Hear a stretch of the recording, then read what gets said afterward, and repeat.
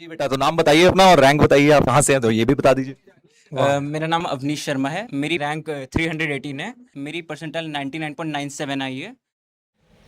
सबसे पहले अपने दिए हुए टेस्ट को ओपन करो और मार्क्स और रैंक को इग्नोर करो। सोल्यूशन को खोलो और देखो कि तुमने कौन से क्वेश्चन गलत किए, कौन से क्वेश्चन छोड़े हैं।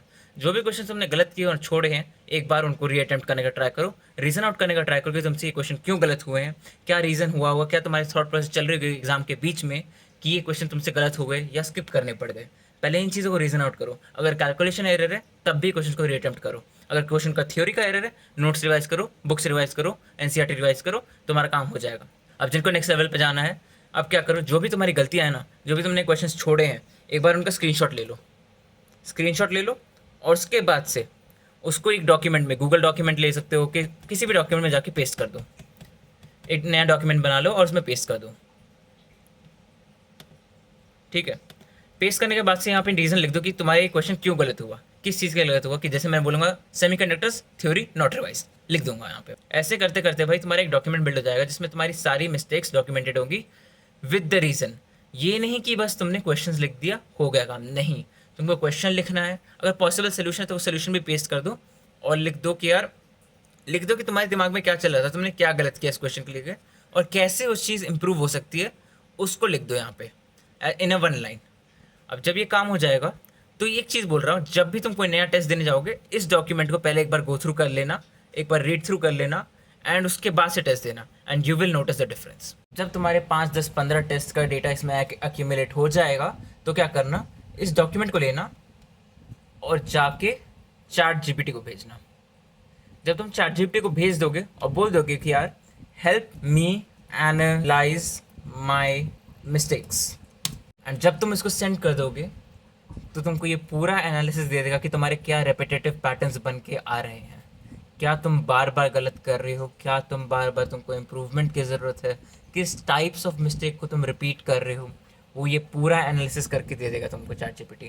जैसे मेरा था, जैसे रीडिंग एरर्स में बहुत ज़्यादा करता था एंड कैलकुलेशन एरर्स भी बहुत ज़्यादा करता था।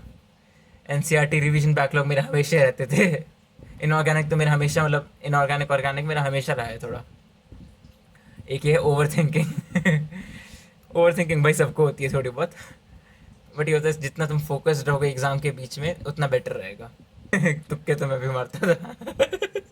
एक बोनस टिप बोलूँगा कि जो तुमने क्वेश्चन सही भी किया ना, एक बार उनको भी गो थ्रू करके देख लेना। ऐसा होता है कि हम कुछ क्वेश्चन तुक्के मार देते हैं और वो सही भी हो जाते हैं। वो क्वेश्चन भी हमारे मिस आउट नहीं होने चाहिए। एक बार उनको गो थ्रू कर लेना कि कोई क्वेश्चन ऐसा तो नहीं कि जो हमने तुक्का मार दिया और वो सही हो गया हो, हमें उसकी भी लर्निंग लेना ज़रूरी है। रिक्वेस्ट और है यार कि काफ़ी बच्चे फैंसी लगने के लिए ना डायरेक्टली डॉक्यूमेंट पे पेस्ट करना स्टार्ट कर देंगे। प्लीज़ पहला स्टेप स्किप मत करना, दैट इज़ री attempting the question from scratch. जो क्वेश्चन गलत हैं, छोड़े हैं, प्लीज़ उनको स्क्रैच से री अटेम्प्ट करो। जब तक तुम्हारा दिमाग उस सैचुरेशन पॉइंट पे नहीं पहुंचेगा कि चलो नहीं क्वेश्चन हो ही नहीं रहा है, तब तक उसका सोल्यूशन मत देखना। सोल्यूशन देख लिया, लर्निंग मिल गई, फिर उस क्वेश्चन को कॉपी पेस्ट करके डाल देना डॉक्यूमेंट। अगेन एक चीज़ कहना चाहूँगा कि यार जो मैं ये डिजिटली डॉक्यूमेंट्स बना रहा हूँ, ये तुमको भी करना कोई कंपल्जन नहीं है। ये ज़रूरी नहीं है कि तुम ये नहीं करोगे तो तुम्हारी रैंक नहीं आएगी। भाई ऐसे काफ़ी सारे लोग हैं जिन्होंने पेन पेपर पे अपने इंटरेस्ट एनालिसिस करी है, पेन पेपर पे अपनी मिस्टेक्स लिखी है and they have scored better rank than me.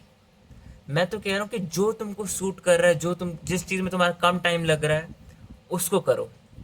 तुम्हारा मेन काम होना चाहिए कि यार तुम क्वेश्चंस को रीअटेम्प्ट कर रहे हो और उससे लर्निंग ले रहे हो, that is the main thing. इसके बाद वाली चीज़ ये जो है, ये थोड़ी ज़्यादा स्पेसिफिक हो जाती है।